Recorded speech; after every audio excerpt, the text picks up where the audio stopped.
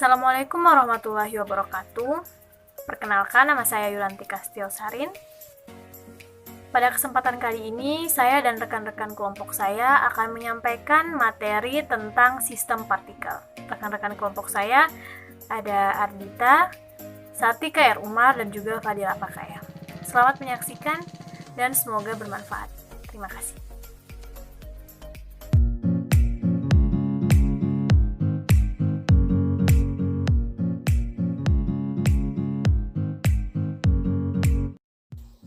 Baik teman-teman, sebelum kita masuk pada pembelajaran mengenai sistem partikel, terlebih dahulu kita ketahui apa itu pengertian dari sistem partikel.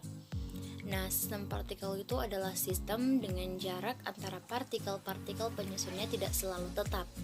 Kemudian bagian dari pengertian itu yaitu meninjau benda besar sebagai sistem partikel-partikel titik.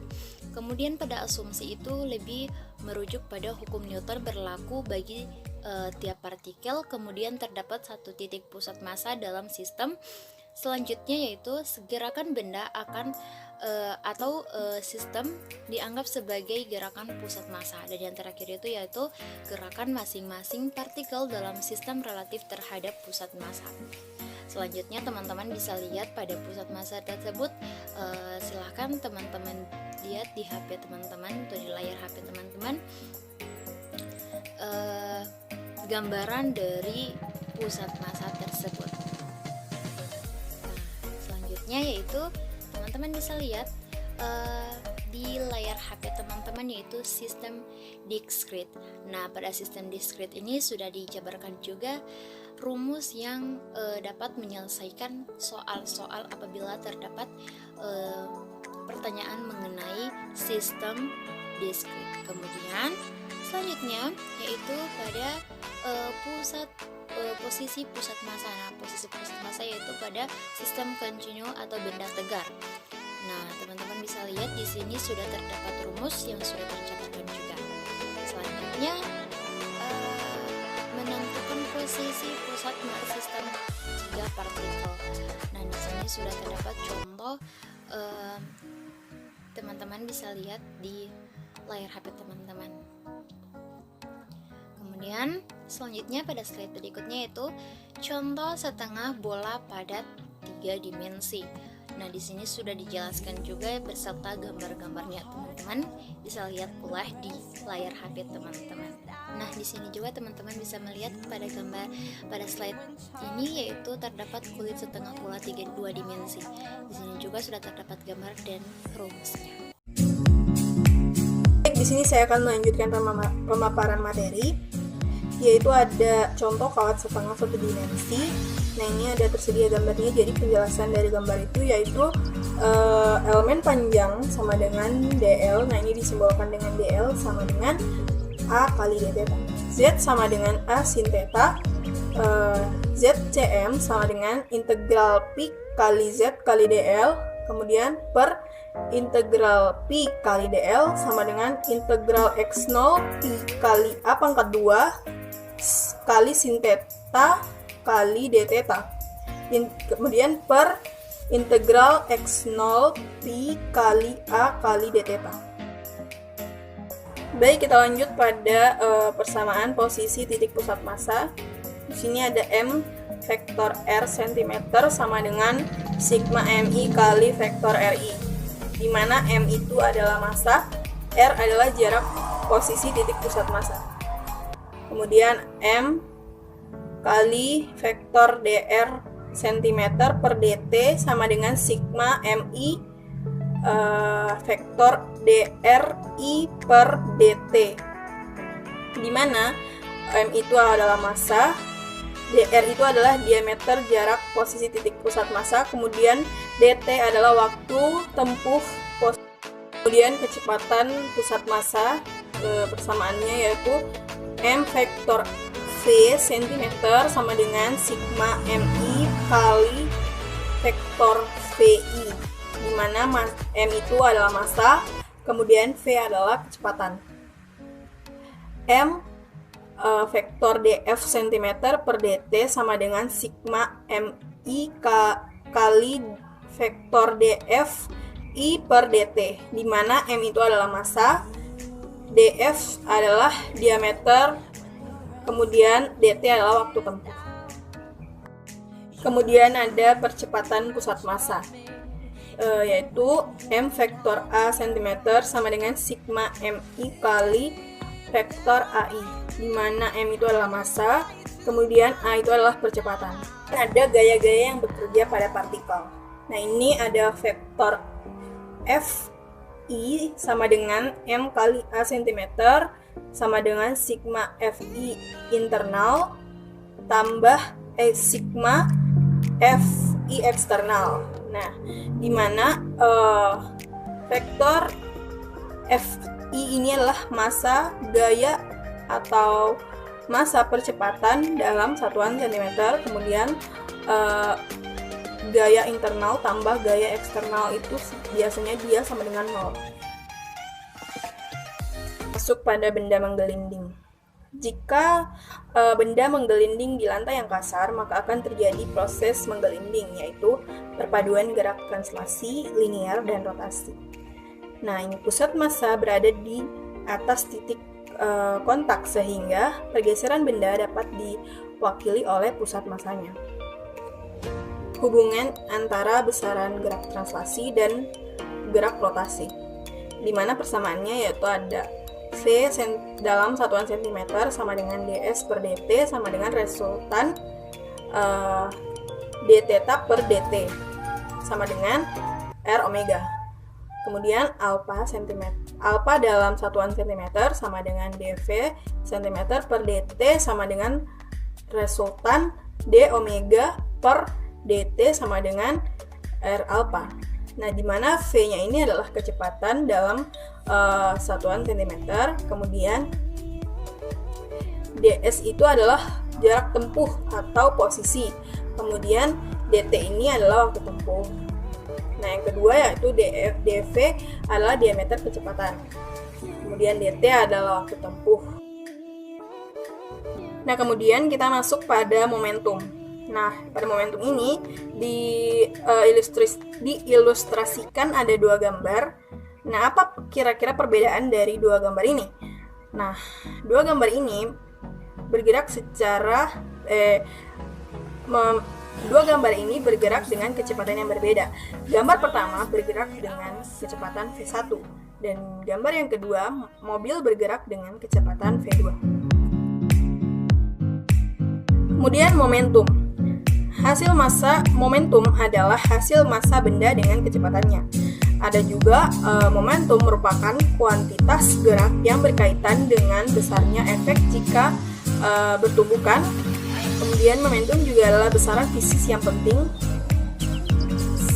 selalu energi.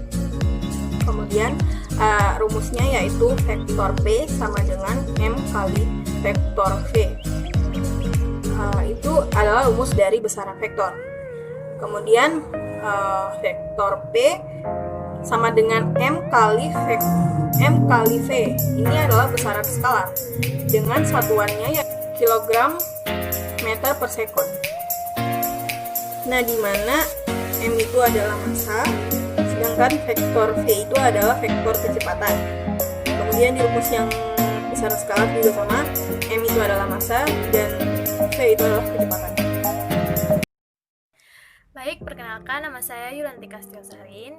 Jadi pada kesempatan kali ini saya akan melanjutkan materi dari pemateri sebelumnya.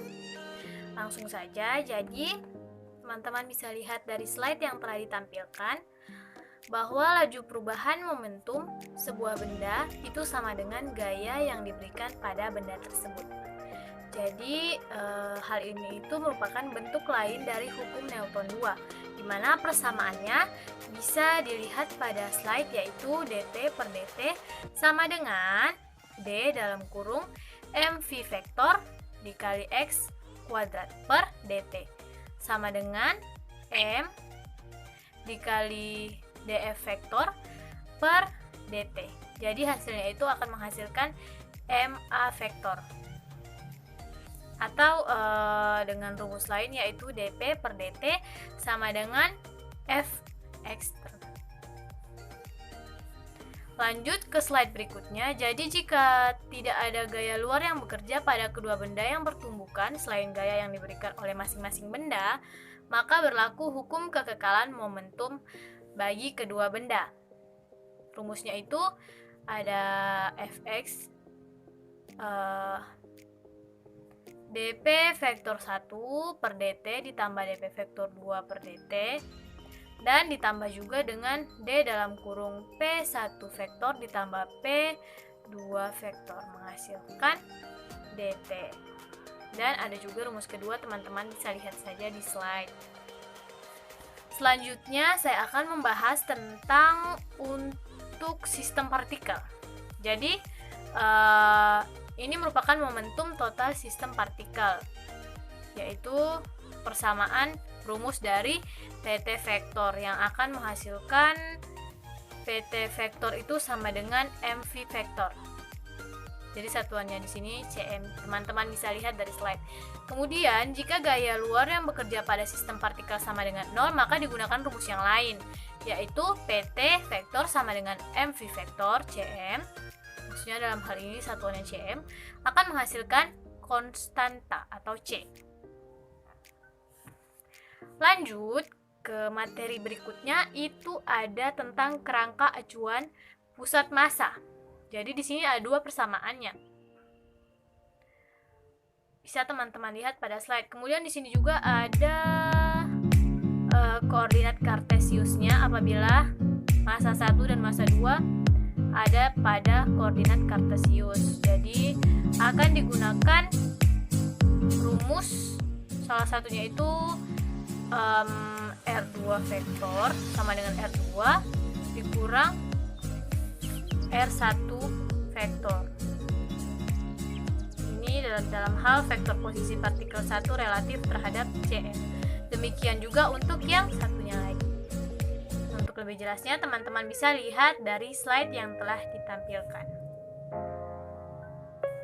Kemudian ada energi kinetik sistem partikel. Jadi untuk rumusnya ini menggunakan persamaan rumus V1 sama dengan V1 vektor sama dengan V vektor ditambah V1 vektor.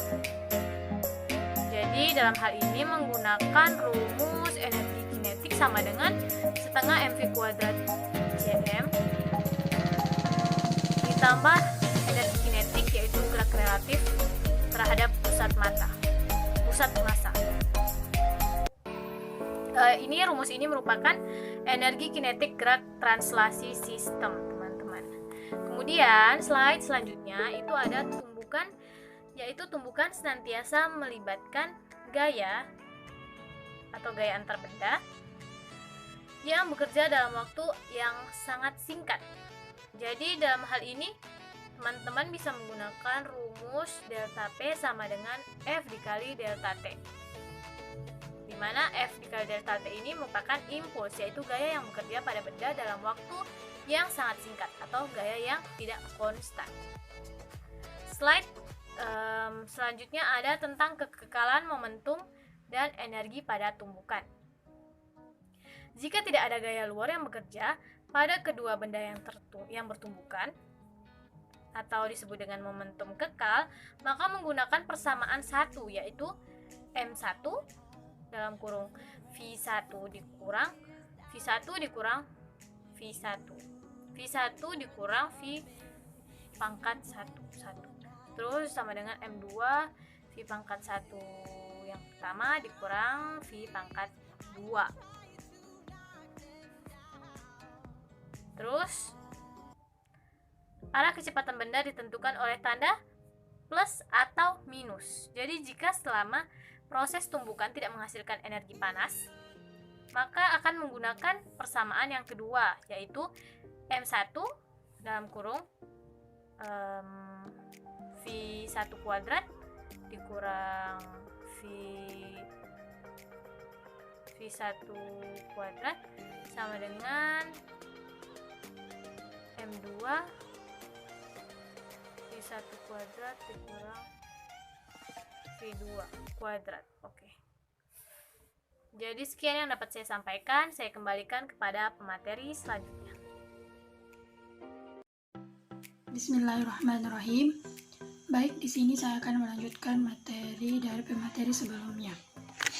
Nah, di slide ini ada persamaan 3 dan persamaan 4. Di mana persamaan ketiganya yaitu V1 dikurang V2 sama dengan min V11 dikurang V12.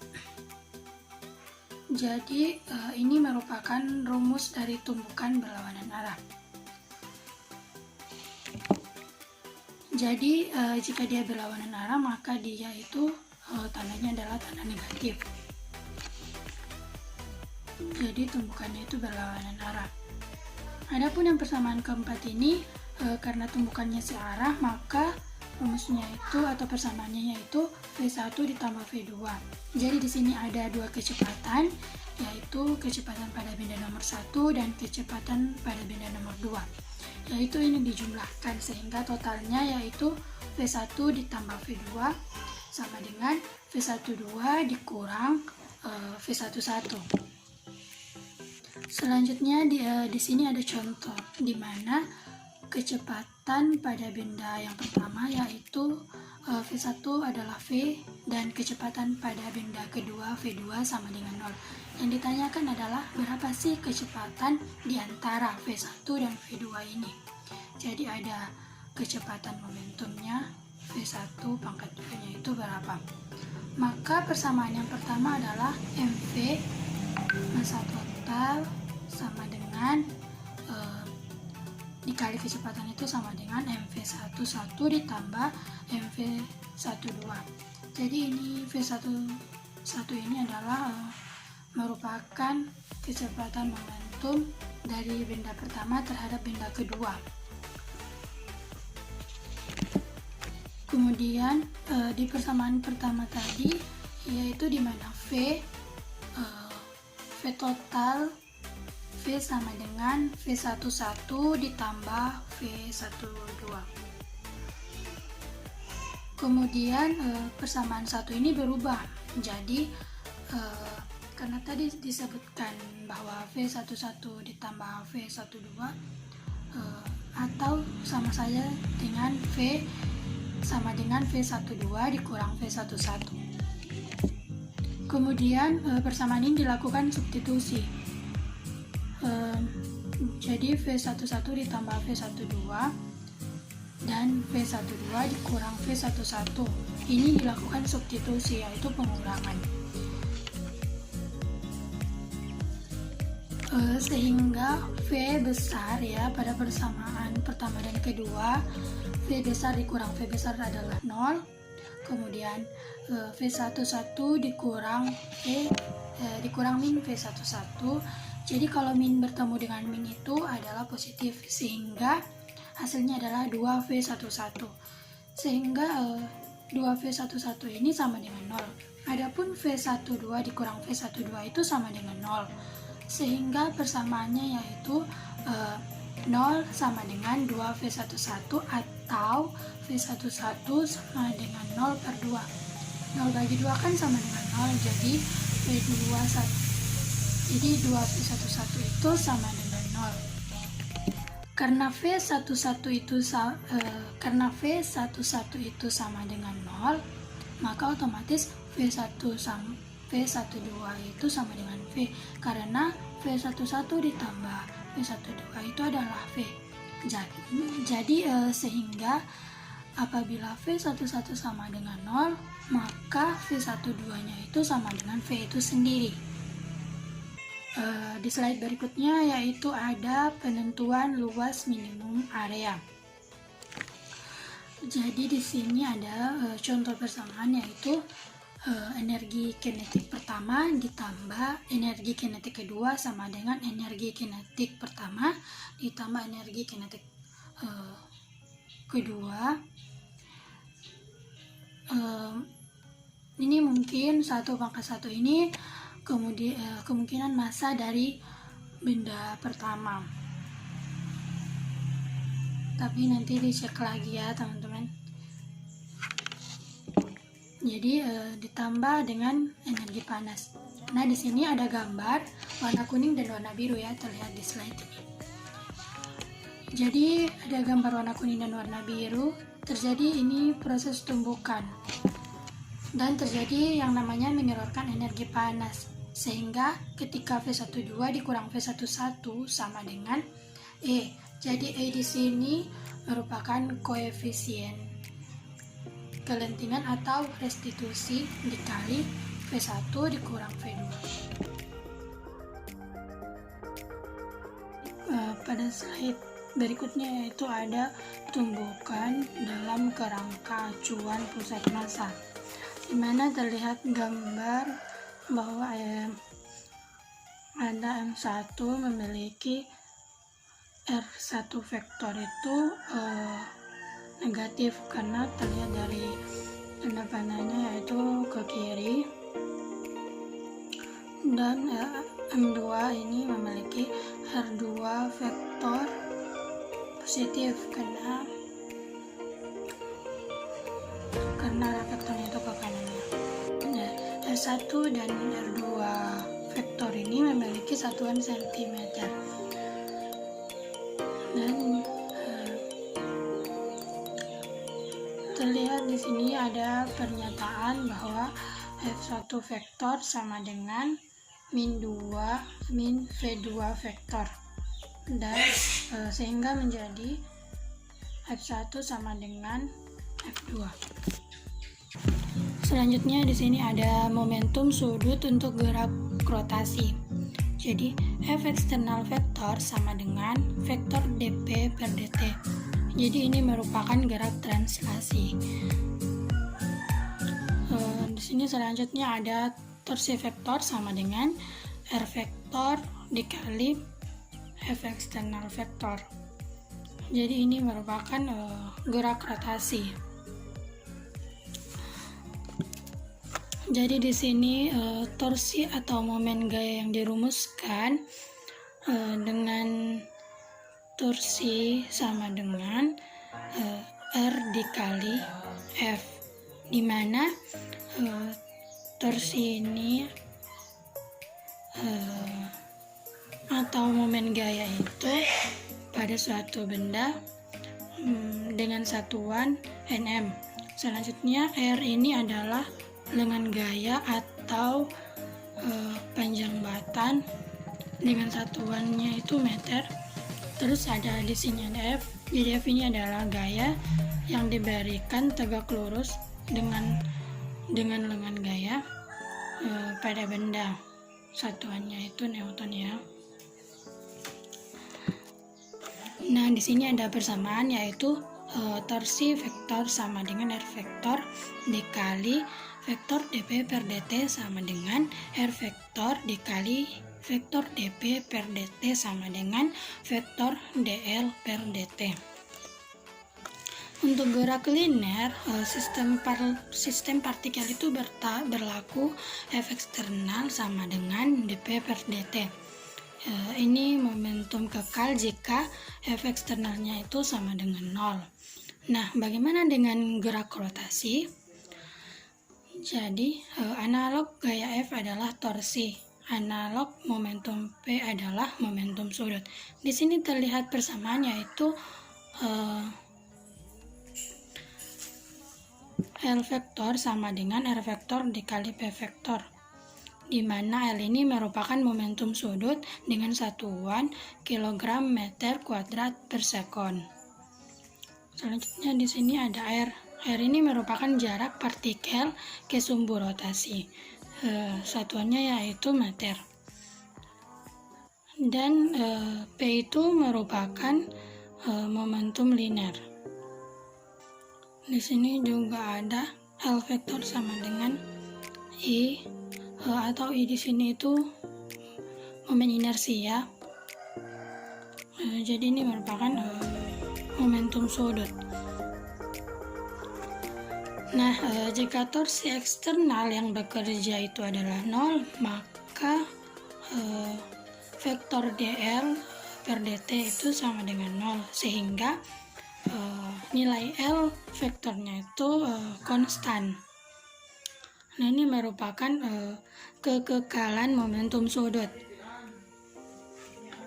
seperti yang kita ketahui bahwa hukum kekekalan momentum itu linear. Jika sigma F sama dengan 0, maka P-nya itu atau momentumnya linearnya itu konstan. Nah, jika rotasi sigma torsinya sama dengan 0, maka L-nya itu yang konstan atau momentum sudutnya konstan. Di sini tadi sudah dikatakan ya bahwa jika torsi eksternal yang bekerja adalah 0, maka nilai L-nya itu konstan. Dan ini merupakan hukum kekekalan momentum. Ya, jadi di sini torsi ini merupakan besaran vektor sehingga memiliki arah. Bila hasil momen bernilai positif, maka searah dengan jarum jam. Sedangkan momen bernilai negatif, maka berlawanan dengan arah jarum jam. Dan apabila membentuk sudut tertentu, maka torsi sama dengan R dikali F sin theta, di mana theta ini adalah sudut antara gaya dengan lengan gaya. Contoh torsi dalam kehidupan sehari-hari yaitu misalnya ketika pintu rumah diberi gaya oleh tangan, maka engsel akan berputar. Engsel dan dinding ini sebagai sumbu putar. Jarak engsel ke posisi tangan itu di mana gaya bekerja disebut dengan gaya. Nah, contoh yang lainnya itu misalnya membuka baut dengan kunci. Pas diberikan gaya oleh tangan, baut itu akan terbuka. Nah, di sini baut sebagai pusat rotasi. Jarak baut ke posisi tangan itu di mana gaya bekerja disebut lengan gaya. Nah, pada slide yang terakhir ini ada momentum sudut untuk gerak rotasi sistem vertikal. Vektor posisi partikel I, KI relatif terhadap pusat massa, yaitu R1 vektor sama dengan R1 dikurang R1 vektor dikurang R cm vektor. Vektor posisi partikel 1 terhadap cm. Selanjutnya vektor kecepatan partikel KI relatif terhadap pusat massa. Ini V1 vektor sama dengan V1 vektor dikurang V cm. Itu kecepatan partikel 1 relatif terhadap cm. Momentum sudut total sistem partikel yaitu L vektor sama dengan sigma dalam kurung R1 vektor dikali M1 V1 vektor. Teman-teman bisa lihat di slide ini bahwa di sini ada persamaan, yaitu L vektor sama dengan sigma dalam kurung R cm vektor ditambah R1 vektor dikali M1 dalam kurung V cm vektor ditambah V1 vektor.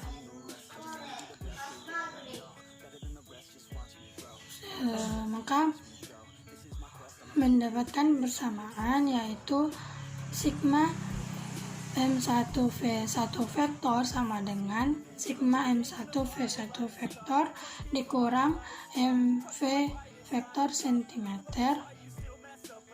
MV cm vektor sama dengan 0. Nah, di sini ada juga L vektor sama dengan R cm vektor dikali MV cm vektor ditambah sigma R1 vektor dikali M1 V1 vektor. Nah, di sini teman-teman bisa lihat di sini bahwa R cm vektor dikali MV cm vektor itu merupakan orbital, dan R1 vektor dikali M1V1 vektor itu merupakan spin. Nah, pemaparan dari saya, kurang dan lebihnya saya mohon maaf. Wassalamualaikum warahmatullahi wabarakatuh.